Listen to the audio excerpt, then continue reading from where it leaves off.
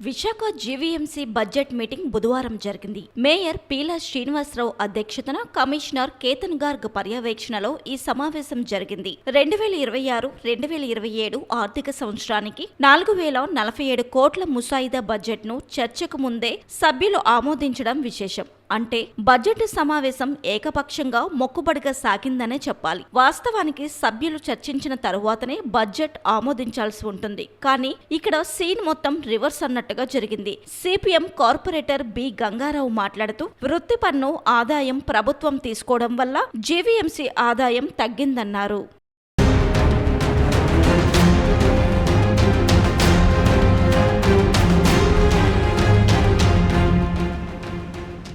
Budget meeting కి ఎమ్మెల్యేలలో Visakha north MLA Vishnukumar Raju మాత్రమే హాజరయ్యారు. కార్పొరేటర్లకు ఇస్తున్న 6,000 రూపాయల గౌరవ వేతనం చాలదని ఆయన విచారం వ్యక్తం చేశారు. వేతనాల పెంపునకు తీర్మానం ఆమోదించాలని సూచించారు. అలాగే ఈ ఆర్థిక సంవత్సరంలో 611 కోట్లు కేటాయించగా ఉత్తర నియోజకవర్గానికి 8% నిధులు అనగా 10 కోట్లు మాత్రమే కేటాయించడం అన్యాయమని అన్నారు. సిపిఐ కార్పొరేటర్ స్టాలిన్ మాట్లాడుతూ ఖాళీ స్థలాల పన్ను వసూలు చేస్తే జీవీఎంసీ బడ్జెట్ 5,000 కోట్లు దాటుతుందన్నారు. Deputy mayor K Satish SC ST sub plan నిధుల విషయంలో మేయర్తో వాగ్వాదానికి దిగారు.